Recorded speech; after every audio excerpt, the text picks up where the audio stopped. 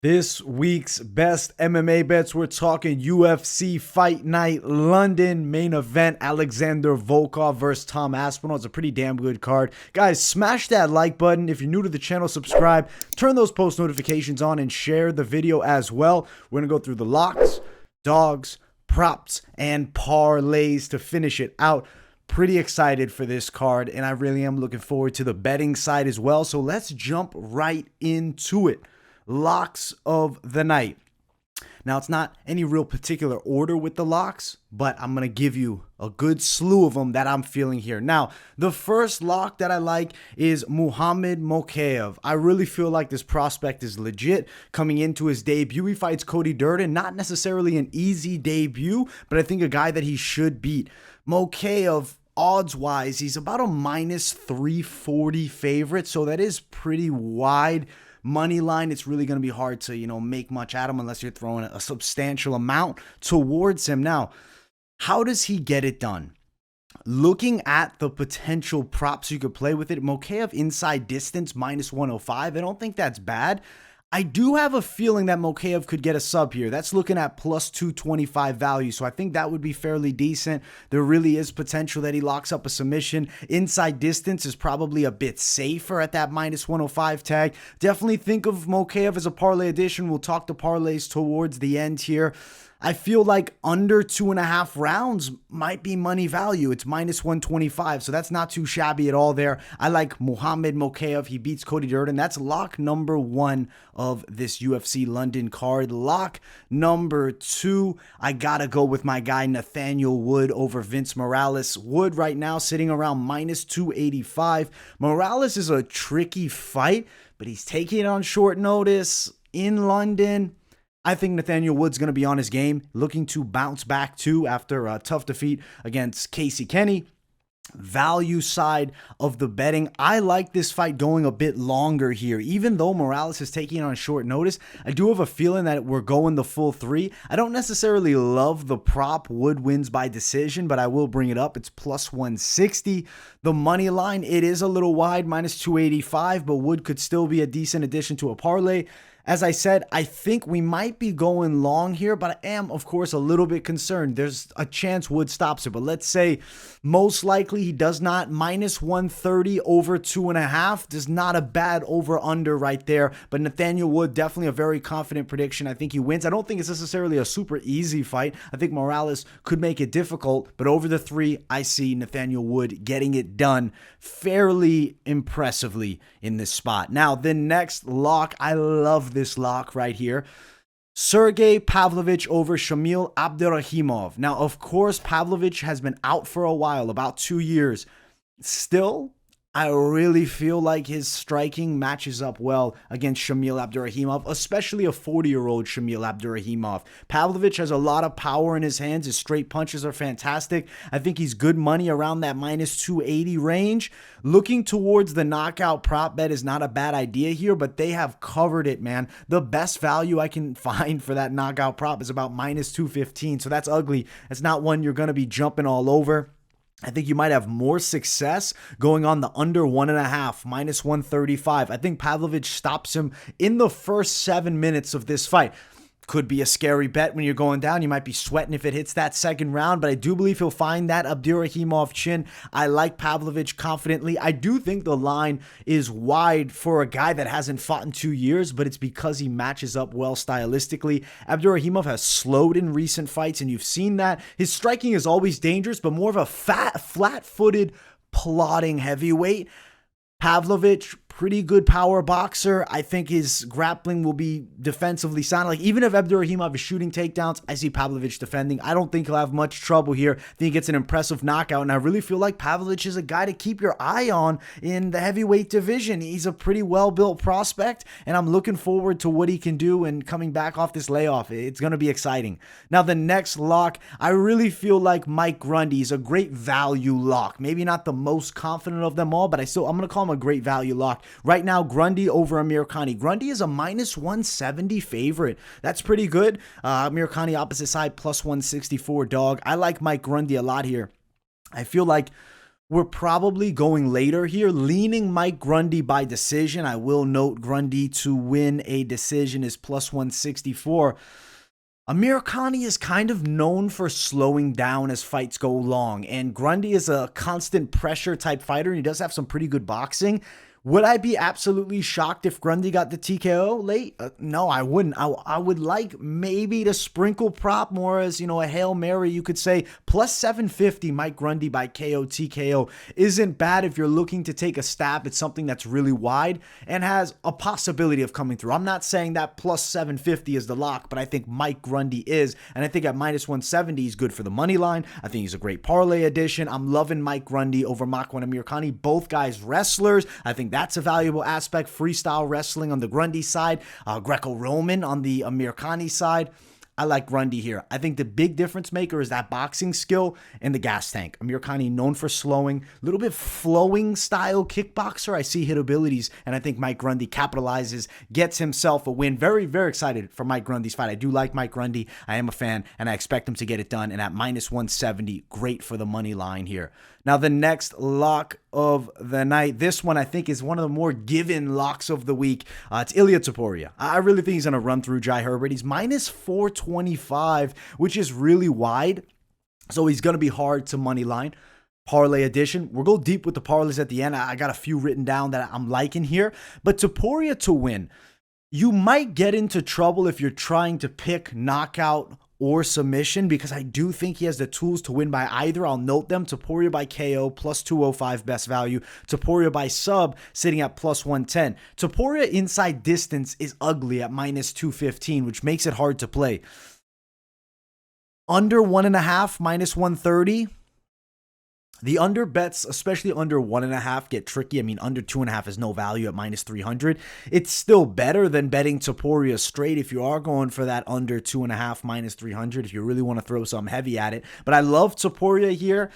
I feel like maybe you got to pick between the two. Like I ever so slightly am leading that sub, but in the UFC, we've seen Topuria display knockout power. He hits really hard, even outside the UFC as KO wins. Topuria is a dangerous guy on the feet and on the floor. I think inside distance is a high percentage. I would say that's a lock. I don't see Topuria not getting the finish here. If we go the full 3 in this fight, I'll be pretty damn surprised, to be 100% honest with you guys. I think Topuria runs over Jai Herbert. Inside distance, minus 215. It's ugly, but it is okay. Maybe if you're looking to play something. High confidence from me. If you want to go Topuria by KO, you definitely could. Upwards of that plus 200 range is not bad. The sub, I have a feeling, is a little more likely against a striker in Jai Herbert. That's only at plus 110, but still decent plays either way. Inside distance is your best bet for lock likeliness, but value-wise, minus 215, it ain't the juicy prop that you want to jump all over, unfortunately. But yeah, Topuria, definitely a confident pick here.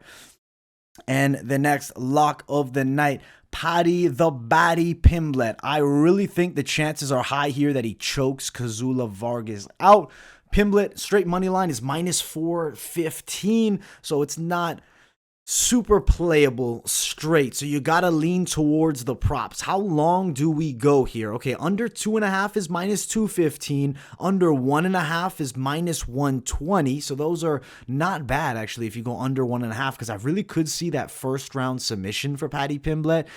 Minus 150, Pimblett inside distance. He's known for getting TKOs on the ground too, though he does have a very good submission game. If you want to go towards more the sub side, it's plus 185. Pimblett KO TKO plus 225. I really feel like that inside distance minus 150, as wide as that is, I don't think it's a bad touch, guys, because I expect him to win inside distance. I personally might be hammering that line with a little something because I do think it's high likelihood.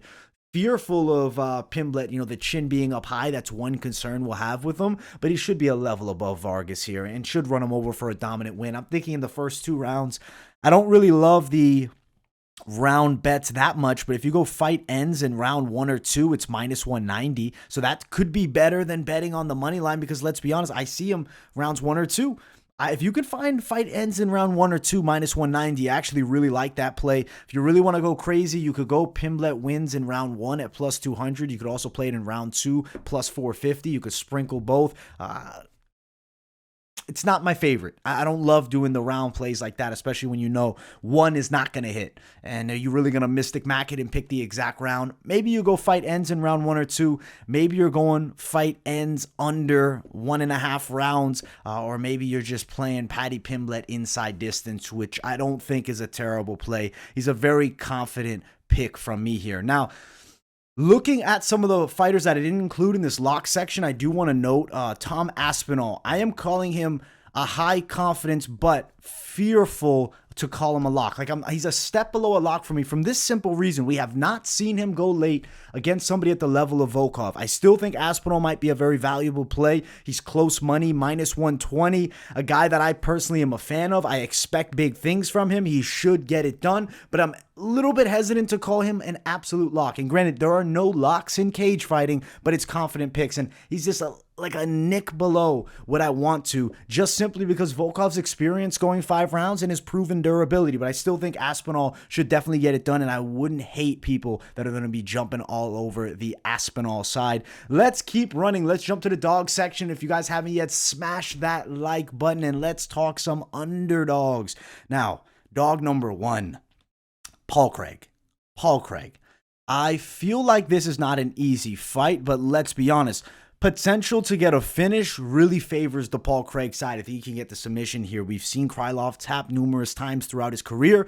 Craig is a proven finisher. Craig straight money line, +175 best value. That's pretty damn good. If you want to play Paul Craig by submission, which I personally am, it is +350. I like that line. I will be putting something down on it. Obviously, I don't go absolutely bonkers on the props, but I think it's one that's worth playing a little stab at because I think it could come back nicely for you. Now, as far as some of the over-unders, I think under 2.5 -150 is okay, but I personally don't love that line, to be 100% honest. Craig inside distance, +320. The likelihood of getting a TKO over Krylov for him, I'm going to say is fairly low. I think it's much higher likelihood that he gets the sub. Somehow, let's say he gets a super advantageous position on the floor, locks up that spot, maybe a full mount and gets ground and pound off. But I think higher likelihood is him tapping Krylov out. So that's why I'm on that Craig by sub line. But I think it's great plus money if you're just playing Paul Craig money line around that +170 range as an underdog. I think he's fantastic value. Loving Paul Craig. He's a great lock, or excuse me, great dog. One of my dogs of the week that I really am feeling here. I like Paul Craig over Nikita Krylov. Now let's talk the next dog to come through. This one is going to be Luana Carolina. Luana Carolina stylistically is in a very difficult fight with Molly McCann, but I'm ever so slightly leaning her side because I do think there's potential that she could get it done. There is. I think that she beats her by a tad. Now, of course, the London judging, could we be in trouble with that? Could that be a bad call? Definitely, because if it's close, it could favor McCann, especially with the crowd. It's a full O2 arena, guys. It's going to be packed. This is going to feel bigger than the past pay-per-views we've seen since the outbreak, since everything's gotten shut down from the pandemic. I really got to say, I am feeling the victory for Carolina on a close decision, +120, but I would understand people's hesitancy and not wanting to play it. I do think the range advantage and the speed edge striking favors the Carolina side. Carolina via decision is +205. That's a decent note. Fight goes distance, -290. It's expected to here. I like Carolina wins a decision. I like her at plus money. I don't really love the money line. Maybe I play Carolina by decision, +205. Not my favorite dog of the week, but definitely one that I am picking here. It is worth mentioning. Now, the next dog, this one here is maybe a bit of a wild man dog pick. I can't say it's not, but I guess I have to note it in. It's going to be Takashi Sato. I think Takashi Sato, guys, could potentially hit the home run. I do. At +375 over a guy in Gunnar Nelson who hasn't fought in some time. Hittable. Chin is up a bit high. Takashi Sato does have a judo base. A lot of people just think of him as a striker, but he does have a judo background. And I mean, he defended takedowns well a while back against Bilal Muhammad. I don't see the offensive takedown output near the level of Bilal for the Gunner side, though he's very dangerous with his subs. Could he lock up a submission? Absolutely. Is there a chance Takashi Sato loses? Definitely. But for me, I'm on the underdog, and I think he's worth a play. Straight money line, plus 380, best value. I don't think that's bad at all. If you really want to get crazy and you prop up Sato by KO, plus 650. He's a very hard hitter, and he has a massive straight left hand that he does throw. So if he lands that straight down the line and it hits the chin of Gunnar Nelson, I could see Nelson going to sleep here. Plus 650. I like it. Takashi Sato for the win, knockout. I do think that is a potentially favorable dog play, but definitely a little bit of a riskier one, but no risk, no reward, and that's why you got such widespread odds there. I think Gunnar is being way overshot by the books. We haven't seen him in a while. Could be better. Could be worse. Now, let's talk the final dog, and this one here is not even fully a dog. It's a very close money play, and it's a fight that I am still sitting on the fence on, so I'm going to tell you guys, maybe wait till the weigh-ins to play this one, but I was slightly leaning the Dan Hooker side with the pick. He's sitting at plus 105, Arnold Allen the minus 115 favorite, so technically Hooker is a dog of the week. I want to see the weigh-ins before I throw stuff down, but I want to bring them up now. I think Dan Hooker, if he's able to defend the takedowns, could have a successful night against a very skilled Arnold Allen. Allen is a dangerous grappler, though, and we've seen Hooker submitted. Islam Makhachev, previous fight, easily was taken down in sub, but Makhachev is here. Allen is a very good featherweight, but this is not Islam. Do I love this bet? Absolutely not, but it is plus money, so I did have to note it. If you go Hooker wins decision, let's see the value of that one. Hooker by decision, plus 250. Over 2.5 rounds, minus 185. I actually like over 2.5 here at minus 185 a lot. So good note. I think that's pretty likely of coming through bet because I feel like we're going the full 3 with these two savages here. Overall, some decent dogs to attack on this card. Some good locks. I want to jump to some pure props that aren't included in that section with the locks and the dogs. So smash that like button if you guys have not yet. And let's talk some pure props. Now, Corey McKenna over Elise Reed. Moneyline is not where the value will be found here. Moneyline is minus 230 for McKenna. Elise Reed plus 210. I don't think there's a high likelihood that Elise Reed wins this fight, but playing McKenna moneyline to me is just not attractive. But her to win by submission, plus 700, I really like that play because I think it's being undervalued by the books, and I think McKenna does have a pretty decent sub game, and she could lock one up on Elise Reed. Sprinkle that one, more of a Hail Mary, but it is one that I do think we could hit out of the park. Now, the next one is Timur Valiev, Jack Shore, over 2.5. Yes, it's ugly. It's minus 245. We'll go in more detail about this one as we talk parlays. I think it's a decent addition, but I think we're going long for that fight. Even though it's minus 245, it is a very good prop. More of a parlay prop addition if your book allows, but I did want to bring it up and note. Now, the next one, as I said, Hooker Allen over 2.5 rounds, minus 180. I had that written down again, but even though I already covered it, I like that a lot. I really do. And then we already kind of went into detail on Aspinall. I think by knockout is your play at plus 190. I think Aspinall under 3.5 is a pretty valuable play. Let me bring that up once again. Aspinall under 3.5. Let's see, minus 115 for under 3.5. You can even find it at best value minus 110. I think we're going under 3.5, and I think Aspinall's probably winning the fight. If your book allows, maybe you can parlay those two up. That could be a pretty valuable play. Get you some nice plus money on the Tom Aspinall side. Definitely liking it here, and I think he does have a pretty good chance to beat Volkov, and maybe that under 3.5 keeps you safe in case Volkov gets a TKO of a tired Aspinall, maybe in that 3rd or 4th round. Now let's jump to the parlays section, the final section. Smash that like button, guys, and let's talk these parlays. One that I would say is I'm going to call a safer play that I'm really feeling a lot. Pavlovich, Pimblett, Topuria, minus 110. But I do understand some people having hesitancy towards the Pavlovich side because of the layoff. So I'd understand people laying off that one. Minus 110 is good there, but I'll give you an alternate one. I'll go towards Mike Grundy, Topuria, and Pimblett. Let me actually bring up the official odds on that one. I had it written down with Pavlovich in. I guess I'll tell you the one with Pavlovich in it as well, just while we're waiting here. Pavlovich included in it, plus 195 if you like Grundy as well. But let's say you're not feeling Pavlovich, and I do understand some people aren't going to be all over the Pavlovich side. If you're feeling like, okay, I want to play Topuria, we'll add him in. So we'll go Topuria, and then we're going to add in Mike Grundy. Let's find him over here. The hardest thing live is finding these damn plays right here. Mike Grundy right there.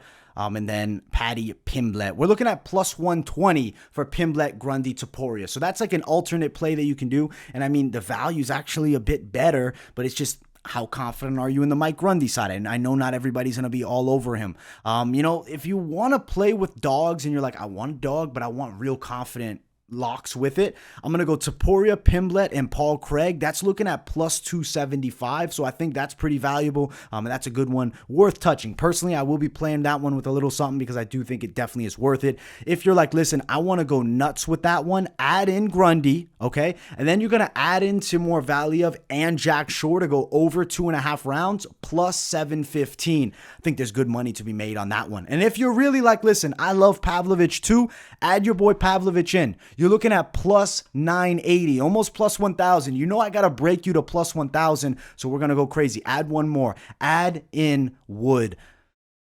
Nathaniel Wood, I think he's going to beat Vince Morales. I think he's a great addition. Plus 1325. So that would be Topuria, Pimblett, Craig, Grundy, Timur Valiev, Jack Shore over 2.5, Pavlovich, and Nathaniel Wood. That is plus 1325. If you want to go back to the more safe zone, you could go Topuria, Pimblett, Pavlovich, and then Timur Valiev and Jack Shore over 2.5. You're looking at plus 165. Of course, there's a lot of different ways you can play it.